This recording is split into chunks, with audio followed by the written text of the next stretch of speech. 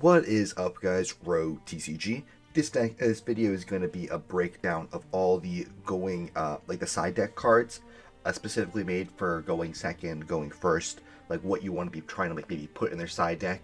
I will have budget alternatives for certain cards in here, such as like Droplet or other cards like that. So let's just jump right in. So first, we're going to be going over blind second cards for when you're not blind second, but cards when you're going second against combo decks specifically. So first we're going to start off with the Kaijus. I think there's only two Kaijus that are really worth running in this meta at this exact moment, and that's going to be Godarla, the Mystery Dust Kaiju, and Gameciel, the Sea Turtle Kaiju. Godarla specifically for Fluunderies because of the barrier statue that they put up, and Gameciel because it's the smallest one. So how Kaijus work is, if people don't know, you can special summon them to your opponent's field by tributing a card they control. And since it tributes for cost, no matter what, you're going to be getting rid of that monster. But under the barrier statue, you can't special summon anything but wind. So Godarla is the only wind Kaiju, I believe. So it allows you to special summon it like that. And they all have other effects based on like actual Kaiju stuff, but no one runs that, so it's not relevant. We have two more pseudo Kaijus. We have Lava Golem, which is a Kaiju for 2, but it takes up your normal summon, as well as the Winged Dragon of Raw Sphere mode, which is a Kaiju for 3, but it also takes up your normal summon. It also protects itself as well, I believe. I can't target it for attacks or card effects, I believe, is the text. Next is going to be a card that's good for going second against both back row decks and combo decks. It's the Dino Wrestler Pancratops. If your opponent controls more monsters than you do, special summon it from your hand, and then on a quick effect, you can tribute it to pop a card they control. It's just pretty good all around. It's limited for a reason. If it was at 3, I'd tell you to run 3 at all times. Otherwise, but now because it's a one-of, it's debatable whether you should or shouldn't run it. Another card that goes very well with the Kaijus is Alpha, the Master of Beasts. It has a very similar summoning condition to Pank, where if the total attack of all your monsters your opponent controls is more than what you control, you can special from hand.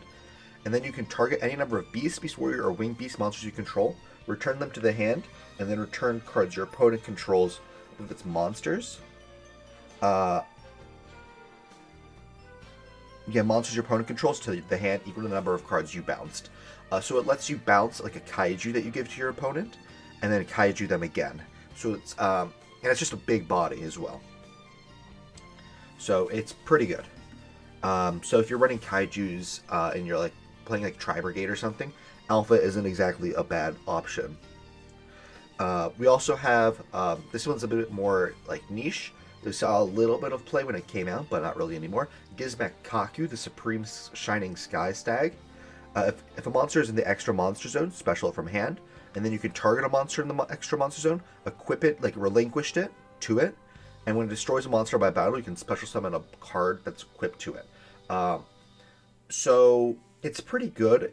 The main monster that's going to be ending on the extra monster zone on combo decks is going to be Apollosa. So theoretically, if they make an Apollosa for 4, which is going to be 3200, Shining Sky Stag is 2750. If you activate the effect and then negate, since Apollosa doesn't destroy, you can move to battle phase and run it over that way. So it's not awful. And then last card for the monster section, like monster cards for going like blind seconding, is Avita, Rebuilder of Worlds. This is going to be very, very niche. Only time it really saw like any sort of play at all was in Spiral format, I guess. So it can only be special summoned from hand by being 8 or more link monsters with different names on the field and or graves. You can't special monsters other than this card the turn you special summon it. Its special summon cannot be negated.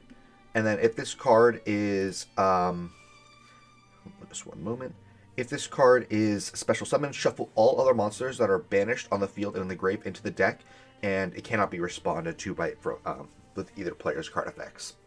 So it just hard resets almost everything, and it's really good if you're playing like a back row deck into a combo deck, because that means they probably vomited their whole hand to get their field on board, like their field there. So if you just Avita them, set 4 pass, like it'll be pretty useful for you.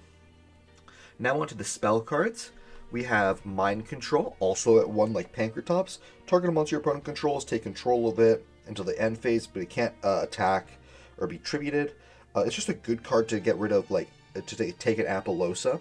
Like, if you Mind Control an Apo that has, like, that's like 2400, that means if they have other monster effect, like, interaction, they're going to have to, like, have 2 of them, one to negate something, and then one to negate Apollosa. So it basically makes them like have it, which is why it's limited. Forbidden Chalice, it's good for going first or going second because it just targets a face-up monster, negates its effects, and gives it 400 attack. Just pretty good overall. This is going to be Forbidden Droplet. Droplet, you can discard and I believe send any number of cards from your hand or field to the graveyard. Negate cards on your opponent's field equal to the amount sent, and they cannot respond with cards of the same types as the one that you sent. So if you send a card of each type, they just can't respond to it, period. Which is really unfortunate. A budget alternative to this is Dark Ruler No More. Even though Dark Ruler No More isn't necessarily budget, it's like 1/10 the price. So I think it is budget in this scenario, where Dark Ruler No More negates the effects of all face-up monsters your opponent controls until the end of the turn. Also, they take no damage for the rest of the turn, and neither player can activate monster effects in response to this card's activation. It has a very similar ending effect, except it doesn't let you OTK, where you're just gonna have to set up a board. Another piece of spot removal is going to be Psychic Eraser Laser. This I believe came up in Blazing Vortex. Send a monster your opponent controls that was special from the extra deck to the grave. Then they gain life points equal to the original attack or defense, or whichever was higher. It's just non-targeting, non-destruction removal, and a spell card, which is pretty good. It's like a Dingirsu, but just like worse in almost every way. But not every deck has access to Ding, especially in one card, so it's something to think about, not necessarily to play. Now on to field wipes. I have 4 over here. First one is going to be Raigeki, newly put to 3. There is actually probably some reasonable reasons to be playing Raigeki, like in a competitive sense, just because it's consistent now that it's at 3, and it just destroys everything they control, and just makes the field a little bit more simplified. Also outs Apollosa. Dark Hole and Interrupted Kaiju Slumber. Dark Hole is just Interrupted Kaiju Slumber, except you don't need to play the Kaijus in the main deck. Because Kaiju Slumber needs to summon 2 different Kaijus to each field. Well, Dark Hole just does the same thing, but, not. Also, you probably need to run 3 Kaijus with Interrupted Kaiju Slumber. 2 for the summon, and then 1 up for the add. And then last one is going to be a specific one. It's going to be System Down. Pay 1,000 life points, banish all machine-type monsters your opponent controls, and end their graveyard. Very good card in specific niche metas. Not at the moment, not very good, but if Orcust ever comes back up, it's going to be really good against them. Now on to Spell and Trap removal. I did notice there's actually quite a bit of Spell and Trap removal when going through all the cards. First is going to be Evenly Matched. At the end of the battle phase, your opponent controls more cards. They have to banish. I think everyone knows what Evenly Matched does. It's also considered monster removal, but it's better for getting rid of back row. Harpies, destroy all spells, traps your opponent controls. I think this is mandatory in the side deck, to be honest. So then we have Cosmic Cyclone. Pay 1,000, target a spell trap on the field, banish it. We have Blizzard. Target 1 face-up spell your opponent controls this turn. Negate the activated effects of that spell and all spells on the field with that original name. If the targeted card to be sent to the graveyard, it's added to the hand instead.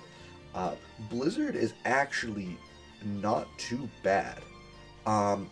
Blizzard is something that you can set on your turn, activate when your opponent activates a very good spell, like let's say Raigeki or Sky Striker Mobilize Engage, and it'll negate the effect and then put the card back in hand, but they can't use it again because it negates the effects, the activated effect of the spell if they activate it again. So it's actually not all too bad. It also stops Mystic Mine.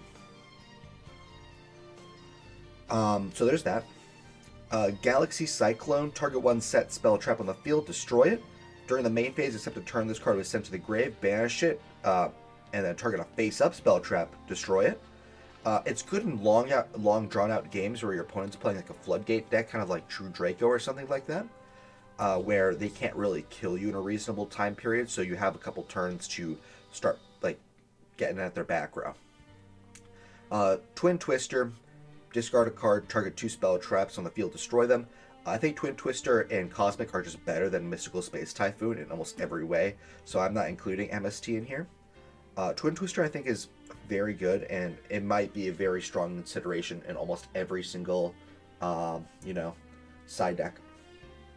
Now onto the monster portion. We only have 2 monsters. First one's Danko Sekka. This is good for a deck that doesn't need its normal summon. It can't be special summoned. While you control no set spell and traps, neither player can set spell or traps nor activate spell and traps that are set on the field. So if your opponent has like a set 5 pass and you normal summon Danko Sekka and they can't like negate the summon, they're locked out of the game until you set a card, which is really good. Who would have known? This is a really goofy pick, but Zaphion the Time Lord is also good if you don't need a normal summon. If you control no monsters, you can normal summon this without tributing. It cannot be destroyed by battle or card effects. You take no battle damage involving attacks involving this card. At the end of the battle phase, if this card battled, shuffle all spells and traps your opponent controls into the deck. And if it's sent from the field to the grave, you can draw a card. And then during the standby phase, you have to shuffle it back into your deck. This also goes for all Time Lords, I guess, in a way. If you know your opponents if you're in a meta where everyone's playing Prank Kid, just play Time Lords. Prank Kid can't beat Time Lords. That's literally all I have to say. Prank Kid can't beat Time Lords. It's really funny. But yeah, there's that goofy little option. Lastly, we have Red Reboot. If your opponent activates this trap card, negate the activation, set it, and then they get to set another card from their deck, and then they can't activate traps for the rest of the turn.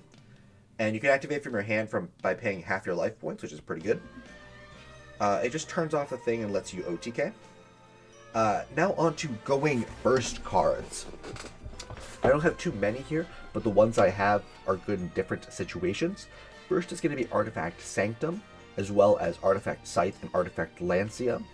By the way, I'm not going over hand traps specifically because I already have another video about that. Please check out I'm going to have the card appear right over here. So please feel free to check that out, and it's going to be going over a couple meta decks. Sanctum lets you special an artifact from your deck, and if it's pop, you get to pop a card. Scythe, when summoned, lets you lock your opponent out of the extra. Lancia, you contribute it to stop them from banishing. So there's pretty reasonable reasons why you want to be probably running that. Next, we have the Solemns. We have Solemn Strike and Solemn Judgment when you're going first. Typically, what you're going to be doing when you're going first is siding in cards that's going to stop your opponent from playing, as well as your key strategy. So when you want to be taking out like hand traps and stuff and putting in going first cards like Solemn Strike, Solemn Judgments, other cards like that. So yeah, it just stops your opponent from playing, really. Next is Crackdown. I think Crackdown's a really good card in this meta at the moment. It stops Sword Soul, it stops Phantom Knight, it stops so many things. It stops Prank Kid. I think Crackdown's really good and people are really sleeping on it. Like, for example, in Phantom Knight, if they normal summon a monster and they special summon a level 3, on resolution of that summon, take the Phantom Knight monster with Crackdown. They need to have that. You're making them have that extender, or else they just lose. So yeah, I think Crackdown's really good in the meta. It's also very cheap, so there's that. Next is a Pointer of the Red Lotus. It's good for ensuring your opponent doesn't draw their blind second cards when going against you. Just a good card in general. Next is Waking the Dragon. If you're playing a back row deck and you lose game 1, for example, and you choose to go first, your opponent is going to be side decking anti-back row cards against you, like Harpies, Twin, Cosmic, etc. So if you have that knowledge, you can side deck Waking the Dragons, and if they pop the wrong card, you get a free Last Warrior, Naturia Exterio, Raid Raptor, Ultimate Falcon, etc., etc. Which is really good. Who knew Naturia like Exterio or Last Warrior is a really good card? And then lastly on this list is going to be Summon Limit. Summon Limit is specifically not good for you if you need to be summoning to your combo, but if you already have your board set up and then you've just flipped Summon Limit on your opponent's turn, it just ends the game really, unless they have like back row removal. But given the fact that you'd most likely be playing a combo deck, they probably didn't side in back row removal, so it's just a way to, you know, like one-up them. Another card that I forgot to mention is Artifact Ignition, I believe it is, where it pops a card on the field and sets an artifact from deck. So that's a spell and trap removal. But I believe that should be everything. Thank you guys so much for watching. I appreciate you if you stuck around this entire time. If you like these types of videos, please let me know in the comments, and please leave a like and subscribe. It really helps the algorithm. Other than that, I don't really have much to say. Have a nice day.